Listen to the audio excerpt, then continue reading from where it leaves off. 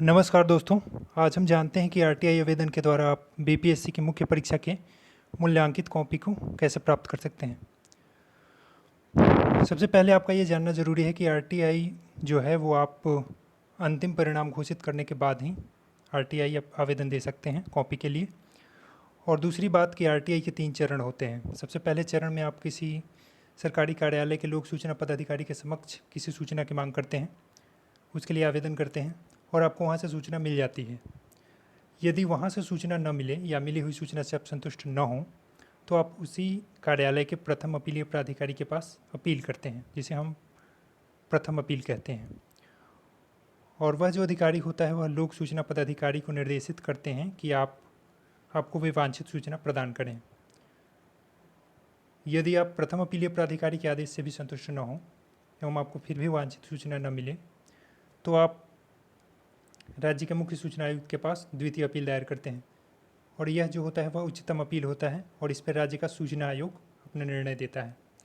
तो बिहार राज्य में जो है वो आप प्रथम जो आरटीआई आवेदन होता है वो तो आप ऑनलाइन कर सकते हैं, लेकिन बाकी के जो 2 होते हैं आवेदन, जो अपील 2 होते हैं, उसके लिए आपको ऑफलाइन करना होगा। आपको एप्लीकेशन लिख के और पोस्ट के द्वारा भेजना होगा।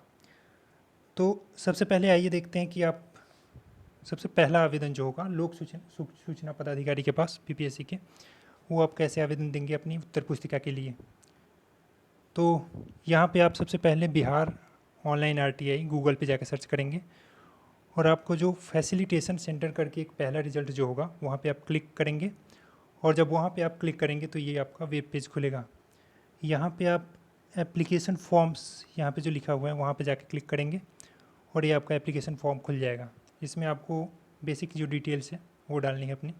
एप्लीकेशन नंबर आपको नहीं डालना है क्योंकि वो खुद से जनरेट होने वाला है। यहाँ पे आपको सारी चीज़ें लिखनी है, अपना नंबर, गांव, नगर जो भी है उसका पता डालना है।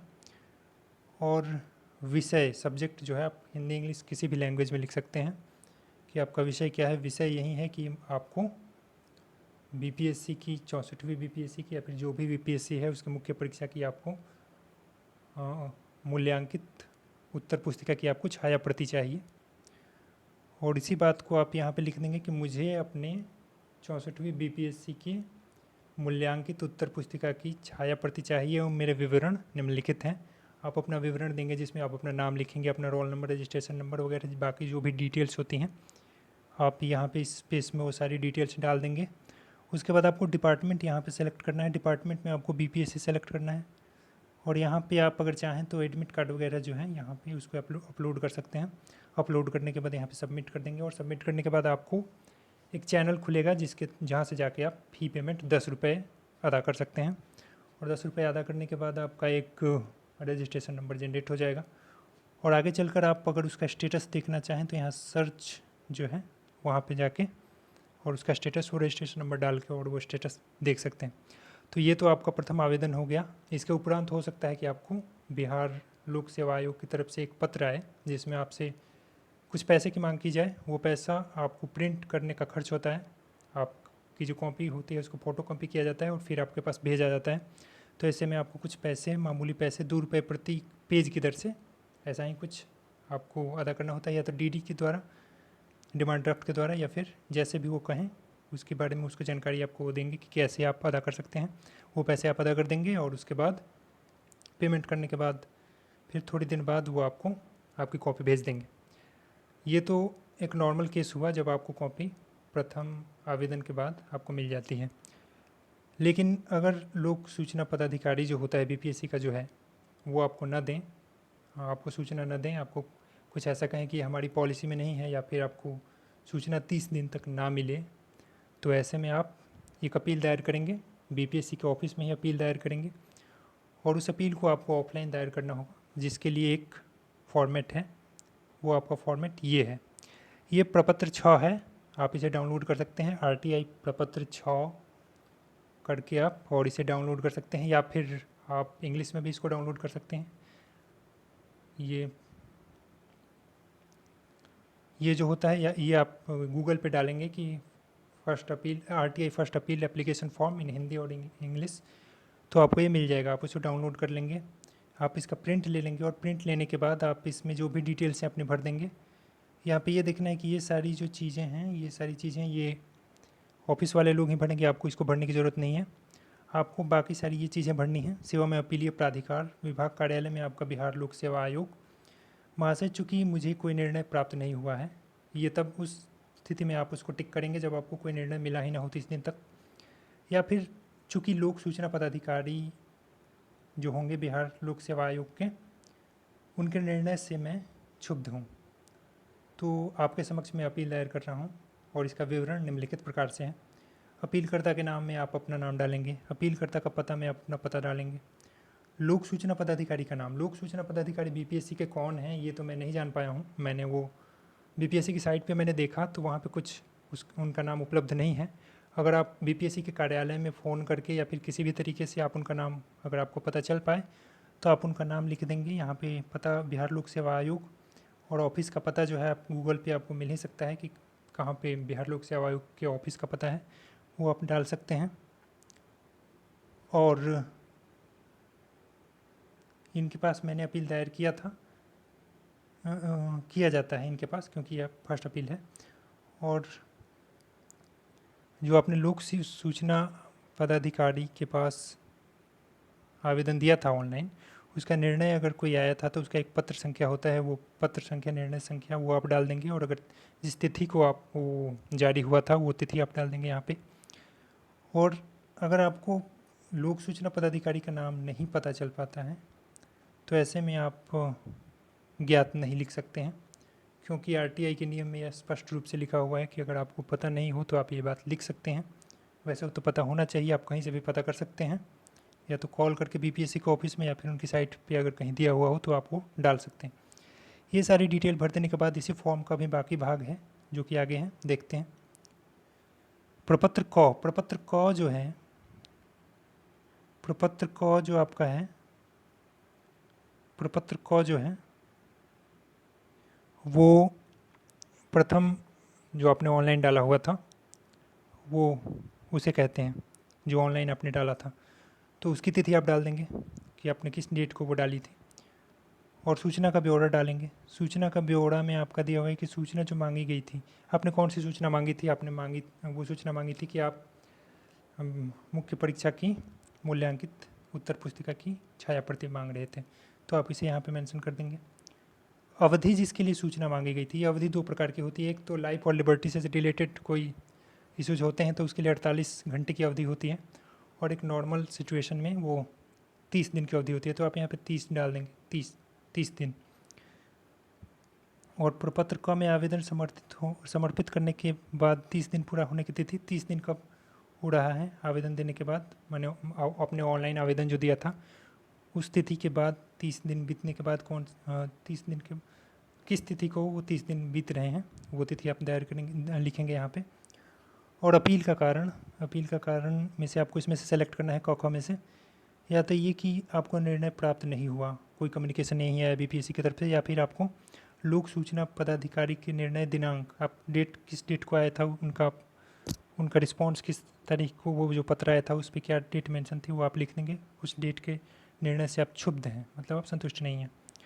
तो अपील का आधार तथा मामले से संबंधित संक्षिप्त तथ्य में आप कोई खास बात नहीं है वही डाल देंगे कि जो आपने वो उत्तर पुस्तिका मांगी थी वो आपको प्रदान नहीं की गई है। अपील दायर करने की अंतिम तिथि होती है अपील दायर करने की, या तो आपको निर्णय जब आ जाए उसके 30 दिन के अंदर दायर करना होता है, तो वो 30 दिन बीत जाने के बाद जो तिथि 30 दिन के मतलब 30वां दिन जो होता है वो अंतिम तिथि होती है, आप उसे डाल देंगे। और प्रार्थना या राहत जिसका अनुरोध आप कर रहे हैं तो आप वही अनुरोध करेंगे कि मुझे फिर से मुझे वो कॉपी प्रदान की जाए मेरी, आप लिख देंगे। और बाकी मैं घोषित करता हूँ या घोषित करते हूँ कि मेरी सारी सूचनाएँ और मेरी जानकारियों विश्वास के हिसाब से वो सारी चीज़ें सत्य हैं। आप यहाँ पे नाम और आवेदन और पता वगैरह अपना लिख देंगे, स्थान तिथि लिख देंगे। तो ये आप द्वितीय अपीलीय प्राधिकारी के पास बीपीएससी के कार्यालय में उनको एड्रेस करते हुए और बीपीएससी के ऑफिस का पता देते हुए आप इसको स्पीड पोस्ट से भेज देंगे।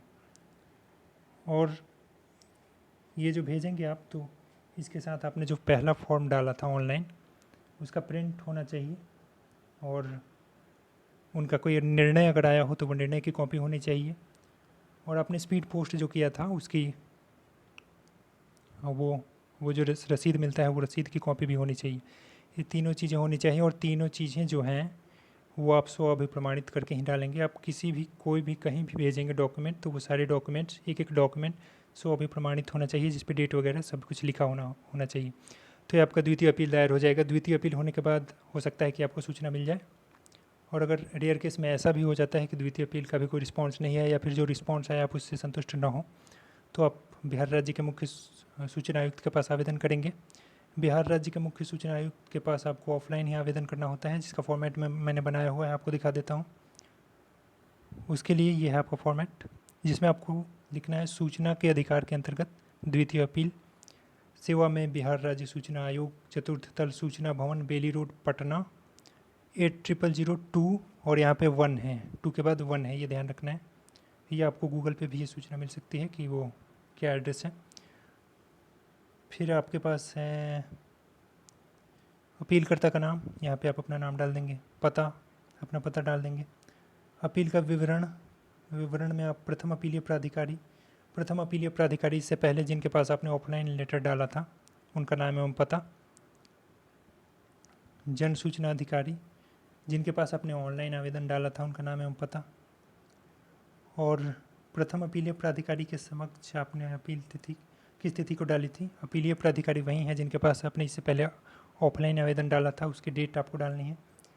और प्रथम अपीलीय प्राधिकारी ने अगर कोई आदेश पारित किया था तो वो आपको उनका जो पत्र आया था उस पत्र पर क्या डेट मेंशन थी आप वो लिखेंगे।